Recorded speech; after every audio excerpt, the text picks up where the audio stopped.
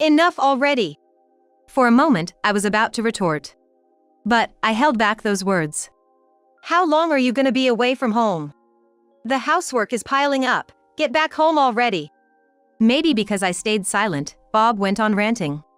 If you don't come back, I'm divorcing you. I don't need a wife who can't even handle house chores. All I could do in response to Bob's harsh words was to sigh. He doesn't seem to get why I'm silent. It's too late for him to be trying to talk to me now. He should realize it's all because he ignored me. Well, if he had understood that, we wouldn't be in this situation in the first place. Fine. If he doesn't get it, I'll make him understand. I never intended to forgive him anyway, so this is perfect. I'll teach him a proper lesson. I stared at Bob, snorted with a smirk, and then closed the front door. My name is Catherine Miller. About a year ago, I married my husband, Bob. When we got married, I was 30, so I had been with my maiden name, Thompson, for 30 years. That's why, at first, it felt a bit strange being called Mrs. Miller. But now, being addressed as Mrs. Miller feels more frustrating than strange. There's a reason I feel this way. You see, things haven't been going well with Bob. Hey, what do you want to eat tonight? I tried asking Bob at breakfast. But there was no response. He just glanced at me briefly and then went back to his smartphone. Sigh, he's not talking to me today either. Lately, Bob's been like this all the time. Even when I try to start a conversation, he doesn't respond or answer my important questions. It's because of this ongoing situation that every time I'm called Mrs. Miller, I'm sharply reminded of our marriage and it frustrates me. I can't take this lifestyle much longer. I've been thinking that more and more. Of course, Bob wasn't always this reserved. He used to be kind and cheerful. I first met Bob during his company's corporate trip. I was working for a travel agency at the time, serving as the tour guide for his company outing. That's when we crossed paths. Bob was having a great time with his colleagues. Moreover, he was considerate towards me, their tour guide. Would you like to join us? I'm sorry, I'm on duty right now. Being a guide for a middle or high school field trip often means paying close attention to many details. But in this case, the group was all adults. Nobody was being problematic or hard to manage. Still, it wouldn't have been professional for me to just ditch my responsibilities and have fun with the group. In the end, I declined Bob's invitation and focused on my job. I wondered later if I had made a mistake. However, at the end of the tour, Bob told me this. How about we go out sometime? I'd love to see more of your smile. It took me by surprise. Being a guide, you do get approached often. But nobody had ever been this earnest with me before. All right, let's just exchange contact information for now. I was so thrilled, that was the best response I could muster. We exchanged numbers with my heart racing like a schoolgirl. After that, we started communicating more and eventually started dating. And that led to our marriage a year ago. Looking back now, I feel our days before marriage might have been better. Once we got married, I began to see sides of him I didn't like. You left your clothes out again. Huh? What are you talking about? Bob replied, playing dumb. I picked up the suit he'd left on the sofa. This, Bob. Don't leave it on the sofa. Put it in the closet. Oh, that. My bad. He responded with a chuckle. It just infuriated me even more. He's just like a child. Leaves his clothes everywhere, drops his stuff around the house, and no matter how many times I point it out, Bob just apologizes on the spot. And does the same thing the next day. And it felt like it was getting worse day by day. After our marriage, these irritating habits of Bob became more and more noticeable. Apparently, Bob felt the same about some of my habits. One late night when I returned home after work, he yelled at me. Catherine, there's a pile of laundry. Aren't you washing anything? Yeah, sorry. I'll get to it right away. It's our peak season, and I've been swamped at work. It was during the spring break, and our travel agency was in the middle of its busiest period. There were many trip bookings, and the workload had increased. It's the most lucrative time for a travel agency. So yes, I had been neglecting the housework. I felt bad about it. But I explained to Bob that this was only temporary and things would settle down soon. Just making excuses to be lazy. It's not an excuse. Your company has busy seasons too, right? So what? If it interferes with the housework, maybe you should just quit your job. You're my wife, after all, Bob said condescendingly. At that moment, I was infuriated.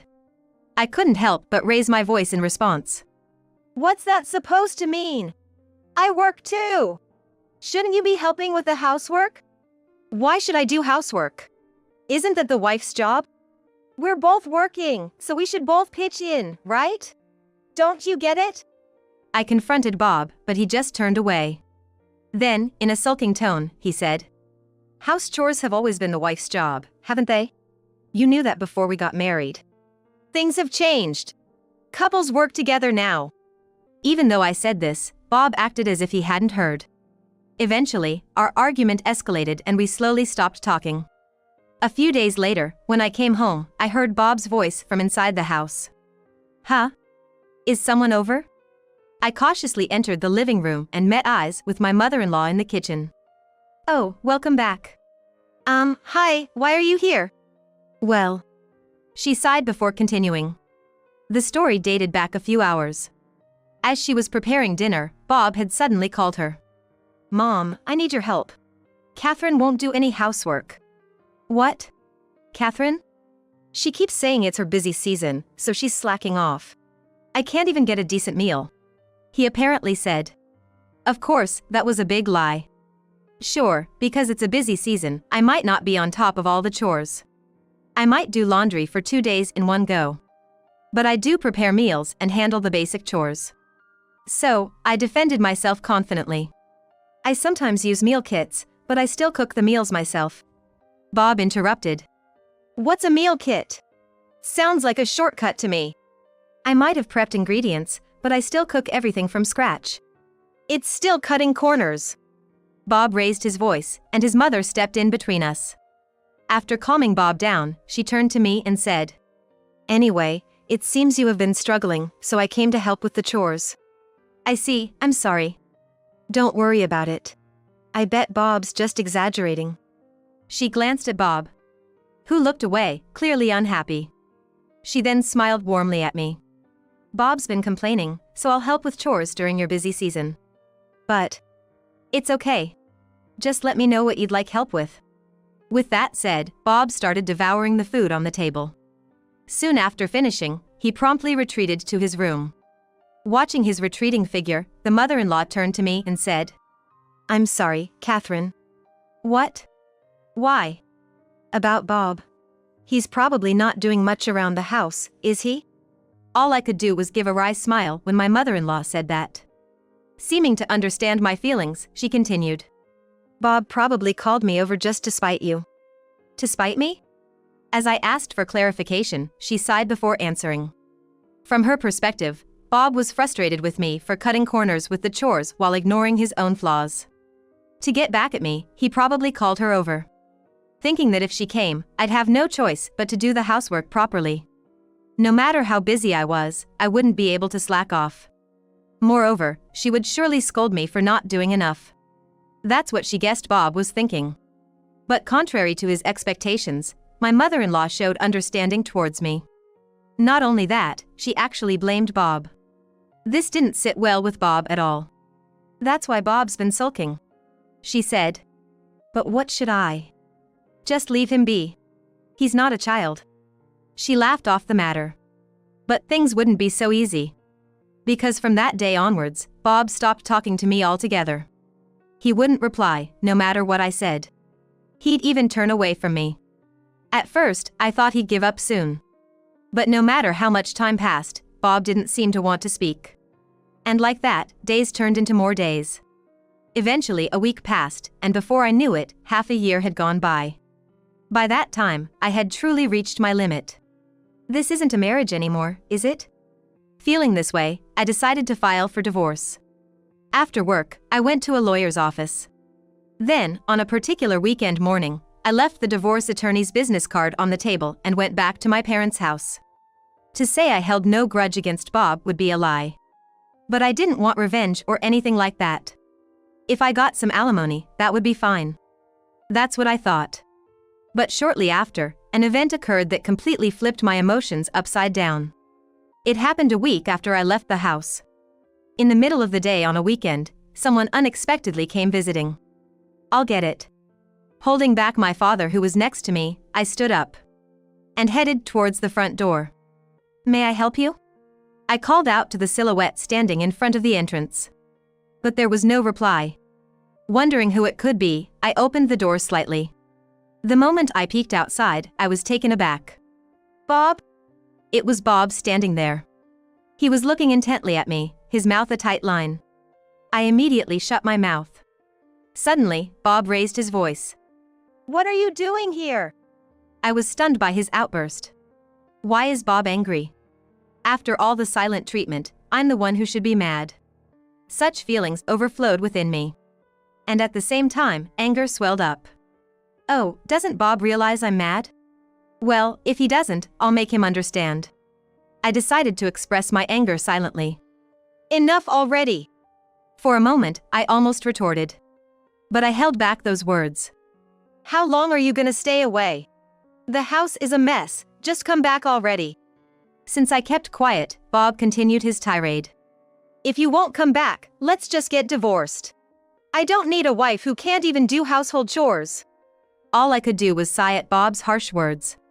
He doesn't even realize why I'm silent. It's too late to talk to me now. Realize that all of this is because you ignored me.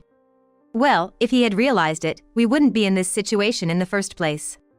It's fine, I'll make him understand. I never intended to forgive him anyway. I'll make sure he pays for his mistakes. After glaring at Bob, I snorted in derision and shut the door. Hey, Catherine! Don't ignore me! Bob tried to forcefully open the door. I held the door firmly, staying silent. Stop kidding around! Come back now! It was when Bob said that. Noticing the commotion, my father rushed out from the living room.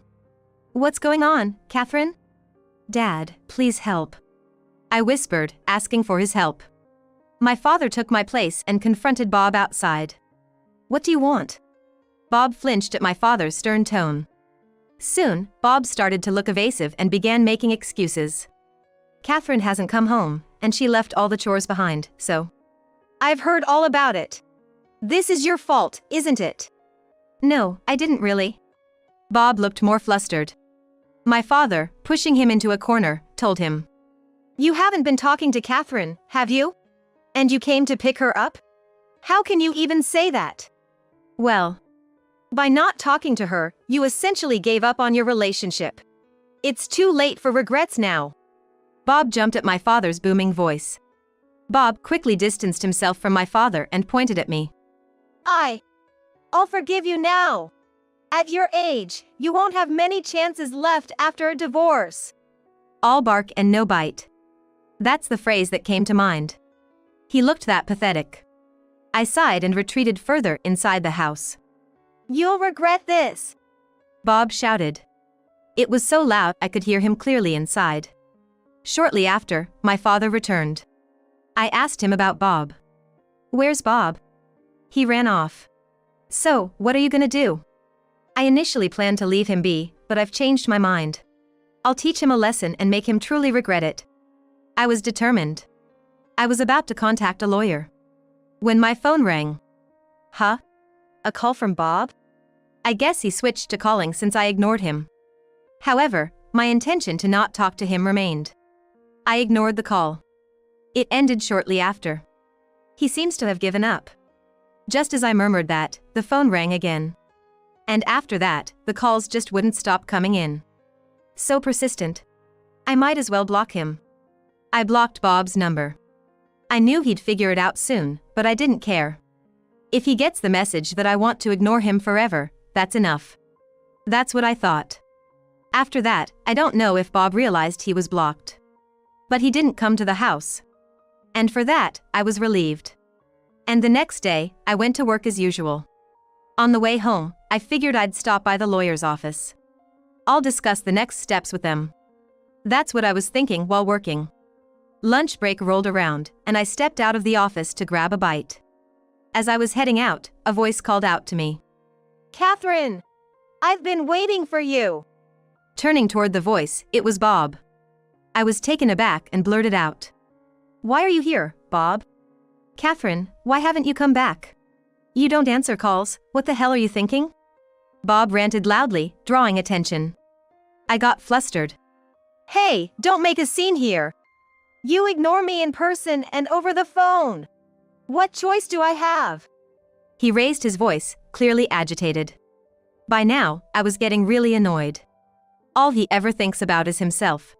Even though this whole mess started because he decided to give me the cold shoulder, I wonder how I could get through to him. Just as I was pondering this, a colleague named Paul emerged from the office.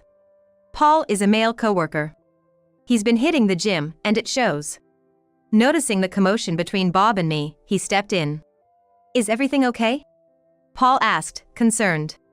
I managed a rueful smile, replying. It's a little complicated. But from the look of it, Paul seemed to get the gist. He stared at Bob and said, Do you have business with one of our employees? Mind your own business. This is between a husband and wife. Husband and wife, huh? Paul gave me a quick glance. I shook my head. Suddenly, Bob yelled. Catherine! Stop lying! We're married, aren't we? No, we're not. We're complete strangers. I snapped back. His face turned beet red with anger. That's a lie! We got married a year ago, and we've been living together ever since.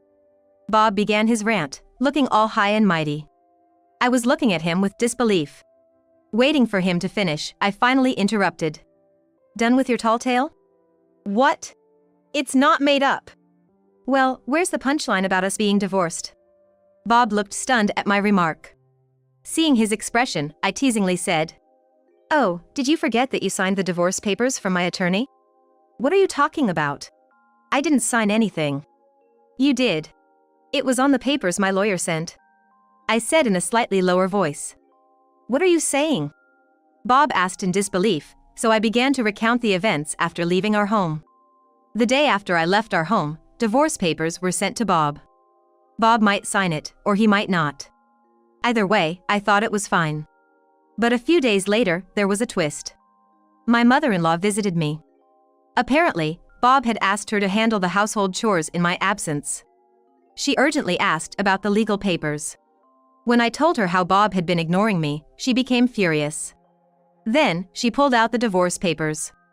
He did something terrible, but he did sign these, she said, urging me to submit them right away. And so, with my lawyer's assistance, the divorce was finalized. And just like that, we were officially divorced. Hearing all this, Bob looked bitter. I never wanted a divorce. Then why did you sign the papers? I was drunk when I did. Bob started making excuses.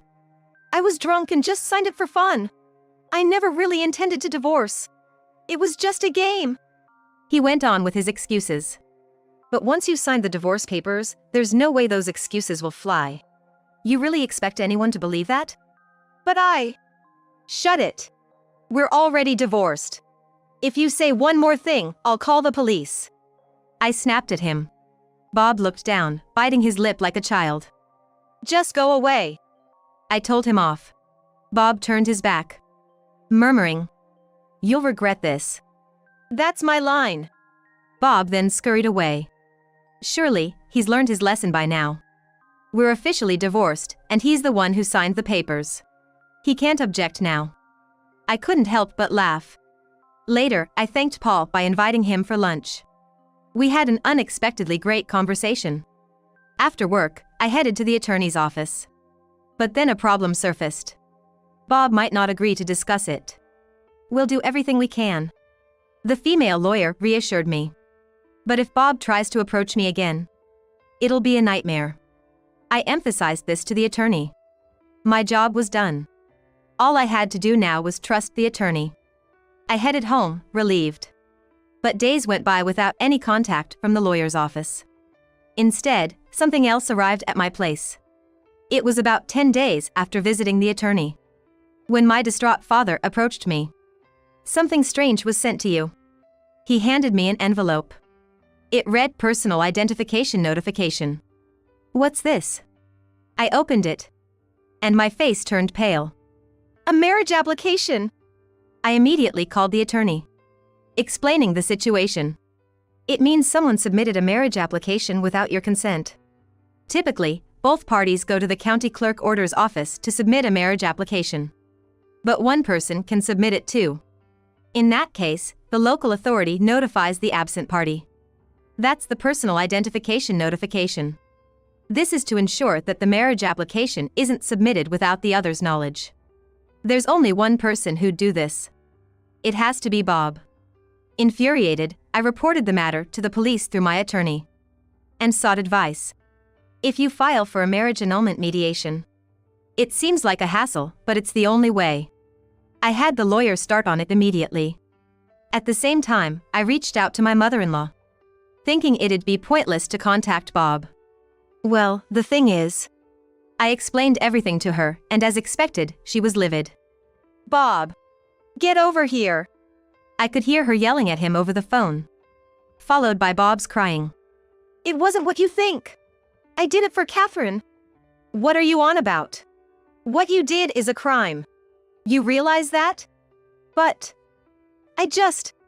He began to wail pathetically. It was unbearable to hear, so I hung up. The next day, led by his mother, Bob showed up at the attorney's office.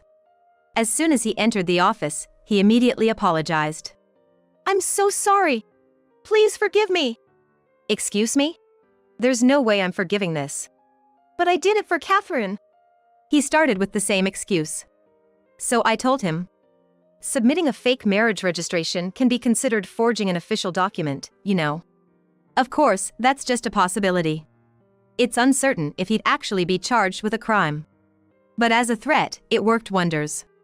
Bob apologized again. I'm sorry. Please. I don't want to go to jail. Too bad. Reflect on what you did.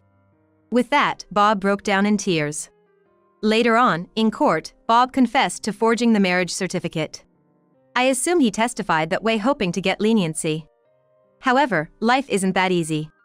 Although he wasn't prosecuted, it didn't change the fact that he committed a crime. In the end, Bob lost his job and became an outcast in the community. Whenever people saw him in public, they whispered behind his back. Unable to take the ostracism, he moved to a small town. Now, he's scraping by, working part-time in a warehouse.